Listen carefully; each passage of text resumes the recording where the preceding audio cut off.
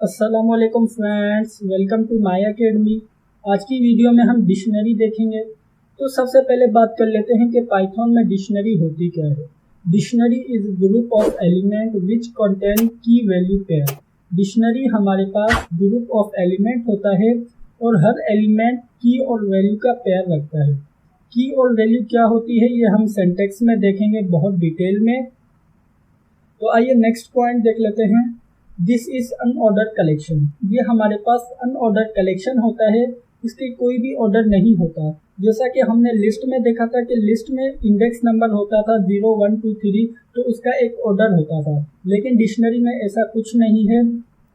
तो आइए अब हम नेक्स्ट पॉइंट देख लेते हैं। नेक्स्ट पॉइंट में कह रहा है कि दिस इज म्यूटेबल। हमने प्रीवियस वीडियो में बहुत डिटेल में बात की थी म्यूटेबल और इम्यूटेबल के बारे में, तो फिर भी हम यहाँ पर म्यूटेबल का थोड़ा इन्फो दे देते हैं।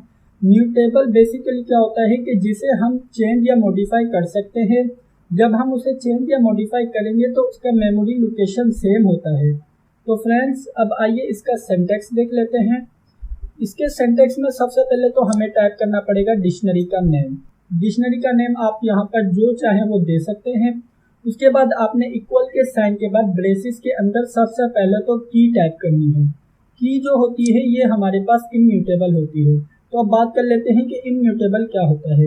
इम्यूटेबल वो होता है कि जिसे हम ना तो चेंज कर सकते और ना ही मॉडिफाई कर सकते। और हमें मालूम है कि इम्यूटेबल में या तो हमारे पास नंबर होते हैं या स्ट्रिंग होती है या ट्यूपल होते हैं। तो हम यहाँ पर नंबर या स्ट्रिंग टाइप करेंगे की के लिए। उसके बाद कॉलन यूज करना है। कॉलन यूज करने के बाद हमें इसे वैल्यू देनी है। तो जब भी हम इस डिक्शनरी को प्रिंट करवाएंगे, आप कह सकते हैं कि डिक्शनरी के एलिमेंट को प्रिंट करवाएंगे, तो हम इसकी की को टारगेट करके इसकी वैल्यू को प्रिंट करवाएंगे। वो किस तरीके से करवाएंगे वो हम अपनी पाइथन आईडीएल में देखेंगे। तो हमने बात की थी कि जो की और वैल्यू का जो पेयर होता है वो एलिमेंट बनाता है। तो आप देख सकते हैं कि हमारे पास जो फर्स्ट की और वैल्यू का पेयर है वो एक एलिमेंट बना रहा है। तो फ्रेंड्स इसी तरीके से सेकेंड की और वैल्यू का पेयर सेकेंड एलिमेंट बनाएगा।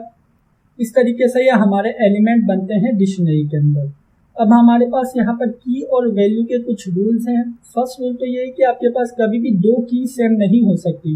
आपके पास हमेशा की यूनिक होनी चाहिए। क्यों? क्योंकि ये हमारे पास इम्यूटेबल होती है, तो इसी वजह से आप इसे सेम नहीं रख सकते। इसके अलावा आप वैल्यूज़ को सेम रख सकते हैं। फॉर एग्जाम्पल हमने फर्स्ट की में भी वैल्यू दी है 10 और सेकेंड की में भी वैल्यू दी है 10, तो ये क्या करेगा, ओवरराइड कर देगा एक दूसरे को। तो फ्रेंड्स ये था हमारा कॉन्सेप्चुअल पार्ट। अब हम चलते हैं अपनी पाइथन आईडीएल में और देखते हैं अपना प्रैक्टिकल पार्ट। तो फ्रेंड्स आइए चलते हैं अपनी पाइथन आईडीएल में। तो फ्रेंड्स हम आ गए हैं अपनी पाइथन आईडीएल में। तो सबसे पहले हम डिक्शनरी लेंगे एक, तो उसे नेम देते हैं डेटा। यहाँ पर हमारी डिक्शनरी का नेम है डेटा। उसके बाद इक्वल का साइन यूज करके हम टाइप करेंगे ब्रेसेस। तो यहाँ पर हमारी एक डिक्शनरी क्रिएट हो गई है जो कि है एम्प्टी डिक्शनरी। तो इसे प्रिंट करवाते हैं। प्रिंट के अंदर हम सिंपली डिक्शनरी का नेम टाइप करेंगे। यहाँ पर हमारी डिक्शनरी का नेम है डेटा, तो हमने टाइप किया है डेटा। इसे सेव करके रन करते हैं। तो आप देख सकते हैं कि आपके पास यहाँ पर एम्प्टी डिक्शनरी प्रिंट हो रही है। तो आइए अब इसका टाइप चेक करते हैं कि क्या ये वाकई डिक्शनरी है। तो उसके लिए हम सिंपली प्रिंट का फंक्शन यूज करेंगे और उसके बाद हम टाइप का फंक्शन यूज करेंगे।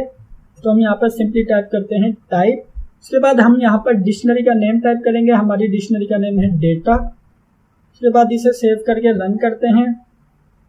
तो आप देख सकते हैं कि आपके पास यहाँ पर शो रहा है डिक्शनरी, DICT, ये डिक्शनरी की शॉर्ट फॉर्म है। तो फ्रेंड्स इस तरीके से हम डिक्शनरी की टाइप भी मालूम कर सकते हैं। तो आइए डिक्शनरी में कुछ एलिमेंट टाइप करते हैं।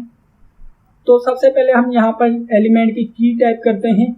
हमें मालूम है कि हम या तो की के अंदर नंबर दे सकते हैं या स्ट्रिंग दे सकते हैं।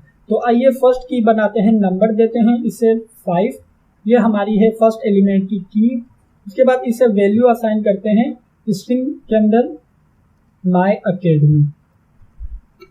ये हमारा है फर्स्ट एलिमेंट। अब हमने कोमा यूज करके इसे सेपरेट किया है। अब हम अपना सेकंड एलिमेंट टाइप करते हैं डिक्शनरी का। तो सबसे पहले उसकी की बनाते हैं। हम यहाँ पर की लेते हैं स्ट्रिंग। तो हम यहाँ पर टाइप करते हैं ए बी हमारे पास यहाँ पर सेकंड एलिमेंट की है। हम यहाँ पर इसको वैल्यू असाइन करते हैं कॉलन के बाद। हम यहाँ पर इसे वैल्यू देते हैं 1 2 3। तो हमने स्लाइड्स में बात की थी कि हम डिक्शनरी को प्रिंट करवाएंगे तो उसके लिए उसकी की को टारगेट करेंगे। तो फॉर एग्जांपल हमें यहाँ पर प्रिंट करवाना है फर्स्ट एलिमेंट को, तो हमें मालूम है कि फर्स्ट एलिमेंट की की है 5। तो उसके लिए सबसे पहले हमने प्रिंट का फंक्शन यूज किया है। प्रिंट का फंक्शन यूज करने के बाद डिक्शनरी का नेम टाइप करना है। डिक्शनरी का नेम टाइप करने के बाद आपने स्क्वायर ब्रैकेट के अंदर की टाइप करनी है। हमें मालूम है कि फर्स्ट एलिमेंट की है 5, तो हमने सिंपली टाइप किया है 5। इसे सेव करके रन करते हैं तो आप देख सकते हैं कि आपके पास फर्स्ट एलिमेंट प्रिंट हो रहा है। तो फ्रेंड्स, इसी तरीके से अब हम सेकंड एलिमेंट प्रिंट करवाते हैं। हम टाइप करते हैं प्रिंट और डिक्शनरी का नेम देते हैं डेटा। उसके बाद स्क्वायर ब्रैकेट के अंदर की देते हैं। हमें मालूम है कि AB इसकी की है, तो हमने सिंपली टाइप किया है AB। इसे सेव करके रन करते हैं तो आप देख सकते हैं कि आपके पास यहाँ पर सेकंड एलिमेंट की वैल्यू भी प्रिंट हो रही है। तो फ्रेंड्स, ये थी हमारी डिक्शनरी। आज की वीडियो में हमने डिक्शनरी का आप कह सकते हैं कि सिर्फ इंट्रो देखा है। सेकंड वीडियो में हम देखेंगे कुछ मेथड के किस तरीके से हम डिक्शनरी की लेंथ मालूम कर सकते हैं या किस तरीके से हम डिक्शनरी के वैल्यू को चेंज कर सकते हैं या मॉडिफाई कर सकते हैं और डिफरेंट ऑपरेशन परफॉर्म करेंगे डिक्शनरी पर। तो फ्रेंड्स, मुझे उम्मीद है कि आपको ये वीडियो पसंद आई होगी। अगर आपको वीडियो पसंद आई है तो लाइक लाजमी कीजिएगा और अगर आपने अभी तक चैनल को सब्सक्राइब नहीं किया तो प्लीज़ सब्सक्राइब कर लीजिए और बेल के आइकन पर क्लिक करना मत भूलिएगा। Thank you for watching this video friends. Bye bye.